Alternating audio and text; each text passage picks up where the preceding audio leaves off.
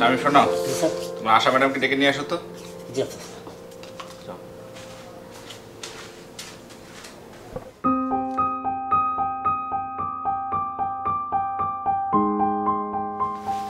Madam, sir আপনি রাখেন। Sir ডাকছে? জি। ও আচ্ছা, ঠিক আছে, আপনি যান, আমি আসতেছি। আচ্ছা।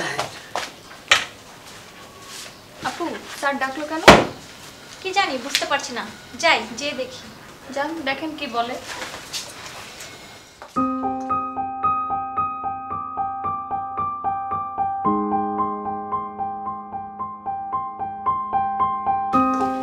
স্যার ডেকেছিলেন? জি জি, আসা বসুন। কোনো প্রবলেম স্যার? হ্যাঁ, প্রবলেমই তো, অনেক প্রবলেম। মালিক পক্ষ কেউ আপনার কাজে সন্তুষ্ট না, তাই আপনাকে চাকরি থেকে বরখাস্ত করা হয়েছে। আপনি কাল থেকে আর অফিসে আসবেন না, প্লিজ আবার আসুন। স্যার স্যার কি বলছেন স্যার? আমার কি অপরাধ? চাকরিটা চলে গেলে আমার সংসার চলবে কিভাবে? Please sir. সরি, আমাকে আর রিকোয়েস্ট করবেন না, আপনার সব স্যালারি পে করে দেওয়া হবে। প্লিজ আসুন।